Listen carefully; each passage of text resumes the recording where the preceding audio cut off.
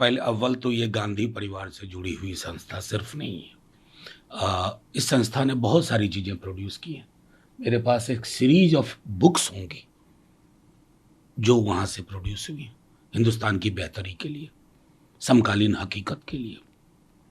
अब इस सरकार के बारे में तो मैं कोई टिप्पणी भी नहीं करना चाहता हूँ कि मैं कहूँ कि बदले की भावना से इस सरकार के पास कोई रीति रिवाज, रस्म नहीं है, परंपरा नहीं फॉलो करती है।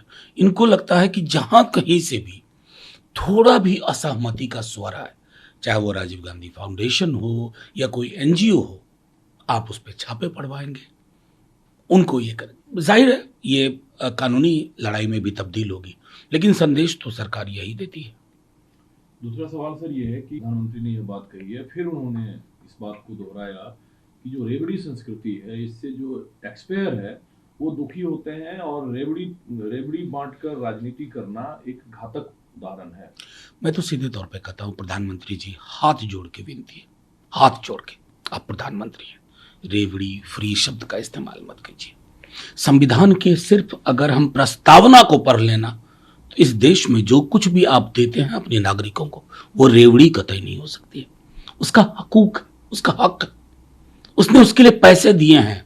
मैंने सदन में कहा, एक गरीब आदमी जो इनकम टैक्स नहीं देता है लेकिन साबुन की टिकिया खरीदता है ना, तो वो टैक्स पेयर है। अगर इस हकीकत को प्रधानमंत्री जी नहीं समझते हैं और छोटा मोटा प्रधानमंत्री जी कुछ कर लें तो वो बताया जाता है कि अरे प्रधानमंत्री जी का हृदय कितना विशाल है कि चुनाव के वक्त में 5 किलो अनाज इंश्योर करते हैं, किसान निधि में पैसा चला जाए इंश्योर करते हैं। लेकिन अगर दूसरे दल के लोग अपने नागरिकों को कुछ रिलीफ देना चाहते हैं तो उसको आप रेवड़ी कहते हैं। यह अपमानजनक टिप्पणी है। ठीक है, दो पर आपकी असहमति है, लेकिन हालिया दशक में जो राजनीति देखी जा रही है, क्षेत्रीय दल हो चाहे राष्ट्रीय दल हो, वोटरों को लुभाने के लिए जिस हथकंडे का इस्तेमाल किया जाता है वो democracy, poor society, progressive society और आगे के भविष्य के लिए नहीं नहीं, देखिए आपको फर्क करना होगा ना। रोजगार इंश्योर करना के लिए प्रॉमिस करना, फूड सिक्योरिटी के लिए प्रॉमिस करना कि कोई भूखा ना मरे, बिजली बिल में कटौती प्रस्तुत करना एक प्रस्ताव के रूप में, इसमें और किसी को मोटरसाइकिल देना वोटर को, दोनों में फर्क है ना। ये फर्क जब तक नहीं समझेंगे तब तक हम अपने लोकतंत्र का की बेहतरी के लिए कुछ नहीं कर सकते। और मैं दुख मुझको इस बात का होता है कि प्रधानमंत्री जी बार बार इस शब्द का इस्तेमाल कर रहे हैं, रेवड़ी मुफ्त। अरे साहब, मुफ्त कुछ नहीं है। आप अपने घर के खजाने से नहीं दे रहे हैं, लोगों ने इसके लिए पैसे दिए हैं। ये वेलफेयर स्टेट है, इसका प्राइमरी कमिटमेंट अपने नागरिकों के लिए है। अगर इतना हम नहीं समझते हैं, कौन सा राजतंत्र में जी रहे हैं क्या? अगला सवाल 306 मदरसे इंक्लूडिंग दारुल उलूम देवबंद, जो यूपी मदरसा बोर्ड है, यूपी सरकार ने जो सर्वे कराया उससे ये मान्यता प्राप्त नहीं है।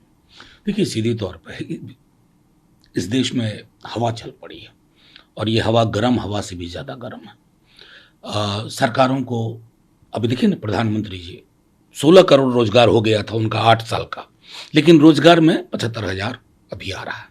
तो कितना प्रतिशत है वो 16 करोड़ का, आप गणना कर लीजिए। लेकिन चर्चा मौलिक मुद्दों पे नहीं होती। मदरसा, हिजाब, मंगलसूत्र, बुर्का, बुलडोजर, ये हमारी प्राथमिकता नहीं है। एक बार कर बैठिए ना, एक बार में। ये बार बार हेडलाइन मैनेजमेंट मत करिए, लेकिन उसके बाद काम करिए साहब, काम करिए। दीपावली दीप और भारत के नागरिक संबंध है, लेकिन प्रधानमंत्री इस बार 18 लाख दिए जलाएंगे और इस समारोह का नेतृत्व करेंगे। मैं मतलब अगर ये 47 वाला हिंदुस्तान होता तो बापू कहते कि इन पैसों को बेहतर खर्च करो। बापू कहते, अगर जवाहरलाल जी ये योजना बनाते तो बापू कहते नो, हमारे देश की स्थिति अच्छी नहीं है। बहरहाल प्रधानमंत्री जी का मन है, इच्छा है, वो करें। लेकिन अभी खुद ही कहते हैं अर्थव्यवस्था लहूलुहान है, लोगों को नौकरियां नहीं मिल रही है, महंगाई चरम पे है। तो प्रभु राम भी थोड़ा सा तो अनकंफर्टेबल फील करेंगे। जनसंख्या बढ़ना, जनसंख्या नीति कानून, इन सब मुद्दे पर बहस है। आरएसएस की इस पर अपनी राय है।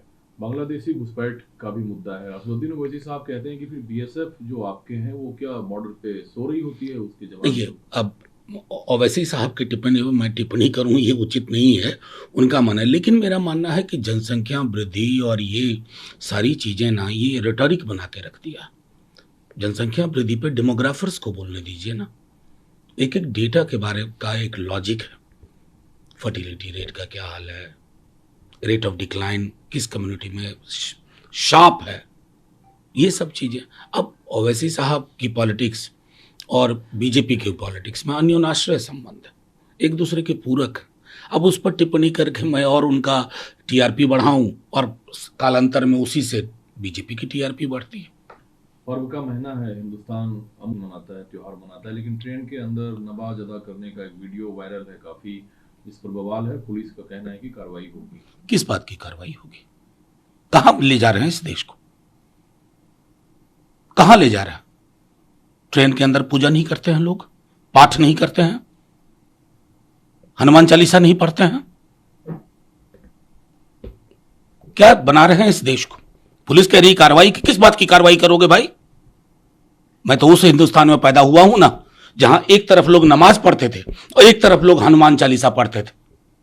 75वें वर्ष में देश को गर्त में ले जा रहे हैं ये लोग, कमाल के लोग। पहले आप लोग कहते हैं कि नौकरियां तोड़, अब सरकार, प्रधानमंत्री खुद 70-75 हजार नौकरी दे रहे हैं, तो आप लोग इसे नहीं मैं गणना करना भूल गया, मैं अभी करूंगा अगली बार जब बात होगी कि 75,000 नौकरियां 16 करोड़ में कितना प्रतिशत होती है। ये तो मैं ईमानदारी से कहूं, 2020 के चुनाव में तेजस्वी प्रसाद यादव जो हमारे डिप्टी सीएम है अभी, उन्होंने मिजाज बदल दिया देश का, सिर्फ राज्य का नहीं। इसको आप समझ सकते हैं, तेजस्वी सिंड्रोम है। क्या प्रधानमंत्री जी को भी लग रहा है कि भैया हिंदू मुसलमान हिजाब बुलडोजर इस सब से काम नहीं चलेगा? लोग नौकरी ढूंढ रहे हैं, हर घर में एक बेरोजगार बैठा हुआ है, वो कब तक आपके हनुमान चालीसा को सुनता रहेगा? उसे नौकरी चाहिए, उसे आस्था उसकी व्यक्तिगत चीज है, उसको नौकरी चाहिए। और मैं समझता हूं प्रधानमंत्री जी जग रहे हैं, लेकिन अच्छे से जगना चाहिए।